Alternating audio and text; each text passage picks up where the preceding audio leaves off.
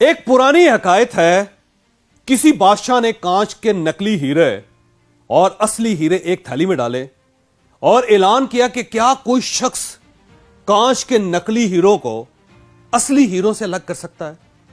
بادشاہ کی شرط تھی، جو شخص یہ کام کر لے گا اسے وہ دے دیا جائے گا جو وہ مانگے گا، لیکن تھیلی کو ہاتھ لگانے کے بعد ناکام رہنے والے شخص کا سر کاٹ دیا جائے گا۔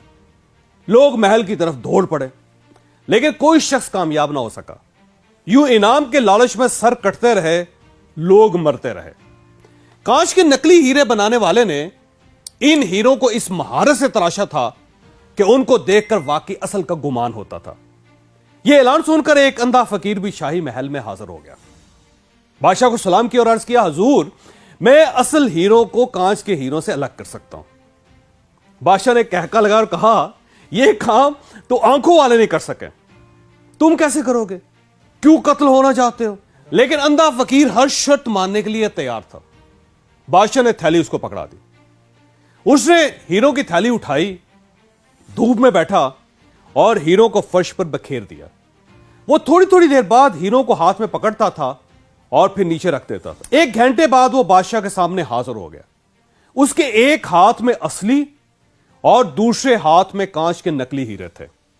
شاہی جوریوں نے دونوں ہاتھ کے ہیرے دیکھے اور تصدیق کر دی کہ اندھا واقعی جیت گیا۔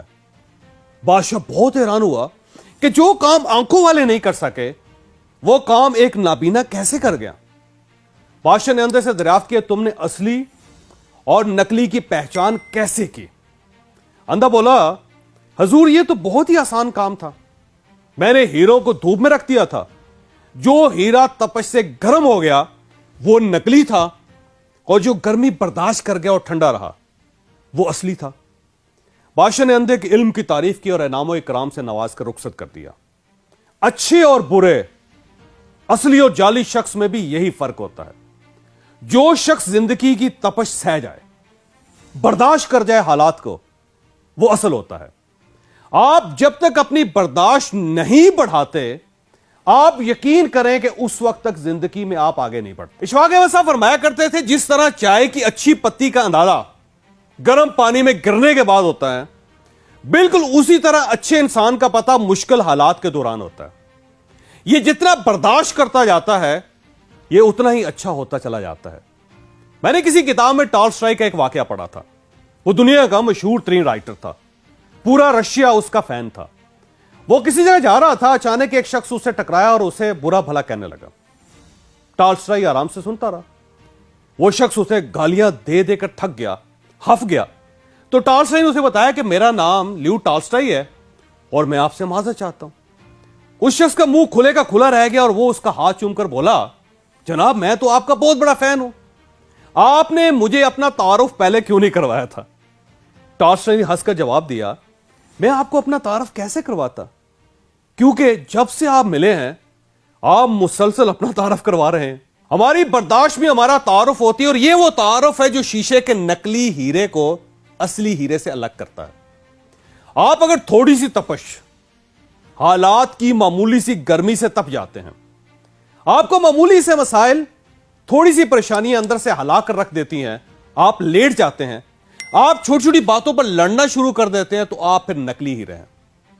آپ پھر اشرف المخلوقات کے سٹیٹس پر پورے نہیں اترتے۔ اور آپ اگر حالات، مشکلات، مصیبتوں اور فکروں کے گرم سورجوں کے باوجود ٹھنڈے رہتے ہیں، آپ اگر پگھلتے نہیں ہیں، تو پھر آپ اصلی ہیرے ہیں، آپ پھر انسان کہلانے کے قابل ہیں۔ چنانچہ میرے دوستوں، میرے بھائیوں، اگر ترقی کرنا چاہتے ہو، آپ اگر زندگی میں آگے بڑھنا چاہتے ہیں، تو پھر آپ اپنی برداشت بڑھائیں۔ آپ پھر لوگوں اور حالات کو برداشت کرنا سیکھیں۔ آپ باہر کی گرمی کو اپنے اندر کے انسان تک نہ جانے دیں۔ آپ یقین کریں آپ دور تک جائیں گے اور کوئی شخص آپ کا راستہ نہیں روک سکے گا۔ اور آپ یہ بھی یاد رکھیے، آپ میں اگر برداشت نہیں ہے تو آپ پھر ترقی نہیں کر سکتے، خواہ آپ کچھ بھی کر لیں۔